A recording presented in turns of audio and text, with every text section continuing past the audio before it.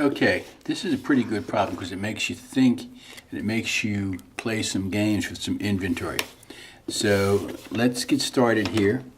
Let's make sure we know what we're talking about.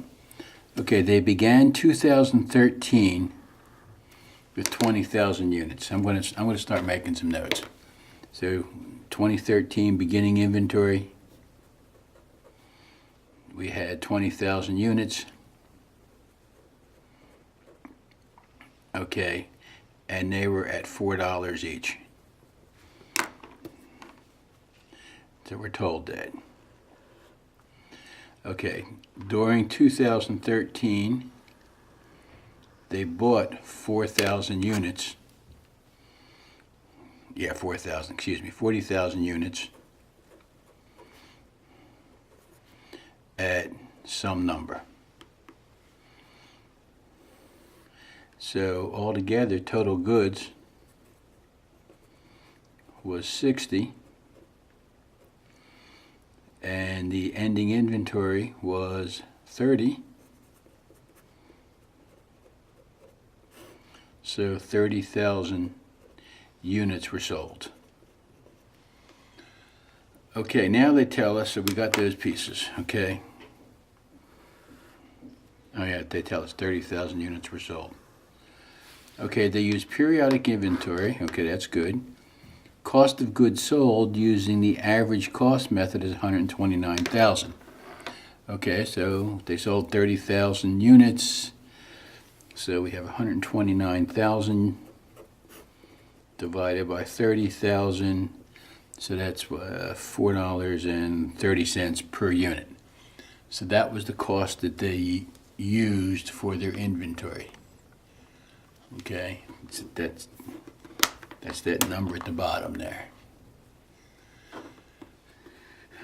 Our cost of goods sold using the weighted average method was 129,000.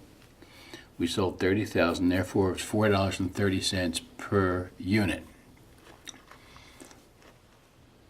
Now we have to figure out how many units, what was the value of those units all together, because remember, we're trying to figure out just this piece. So we have to figure out the value of the total, and then we have to back out the beginning because we know that that's 20,000 at $4 each. That's 80 grand. Okay, so we have to figure out that we sold 60,000 units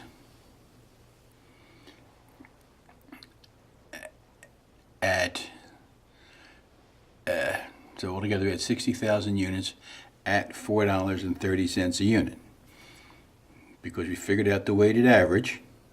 So now we apply it to everything. So we have 60,000 units times 430. That's the value of the total goods available. So 60,000 times $4.30, 258,000. So the total goods available were worth 258,000. We know the beginning inventory was worth 80,000. 20,000 times 4. We know that. So we need to find just this piece. So let's subtract out that 80,000. That gives us 178,000. That's taking out the beginning piece. So for us to have 60,000 units with a total value of 258,000, we had to have spent 178,000 for these 40,000 units. So 178,000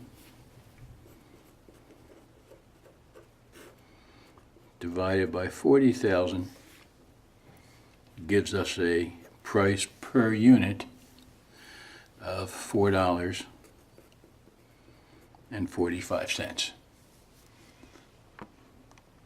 Okay, because what we had to do is we had to figure out the value of the total goods available and then back out what we knew from the beginning. So first we had to figure out that we sold, cost of goods sold was 129, it's 30,000 units. So using weighted average, we applied $4.30 to all of these. So we had 60,000 units at an average price of $4.30. That's 258,000. But we knew that we had 80,000 in our beginning inventory. They told us that. 20,000 units at $4. So we had to buy $178,000 worth of goods, and we knew that that was 40,000 units, so that was $4.45. So that was the hard part. Now we figure out the FIFO cost of goods sold. Well, FIFO cost of goods sold is we sold 30,000 units. So under FIFO, we sell the oldest ones first. So we sold 20,000 units at $4, and we sold 10,000 units at $4.45. That was that number we had to go quite a ways to get. So that gives us 80,000. This gives us 44,500. So our FIFO cost of goods sold is 80 plus 45, 44.5, 124,500.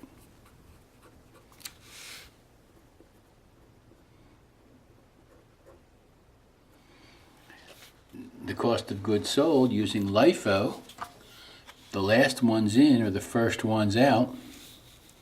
So we just have these 30,000, and they're all at $4.45 price.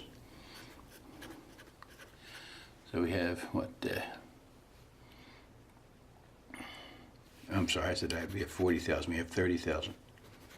We have 30,000 units. Each unit cost us $4.45 because they're all from this batch. So that gives us 133,500.